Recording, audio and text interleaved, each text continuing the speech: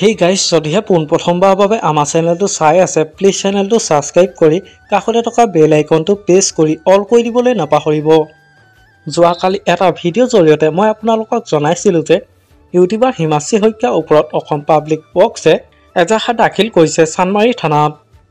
গোচৰ দিয়া হৈছিল যে হিমাশ্ৰী শইকীয়া তেওঁ ইউটিউব চেনেলত পডকাষ্টৰ জৰিয়তে সমাজত অন্ধবিশ্বাস বিয়পোৱা অভিযোগত। কিন্তু পুনৰ আকৌ এটা বিপদত পৰিছে জনপ্ৰিয় ইউটিউবাৰ হিমাশ্ৰী শইকীয়া।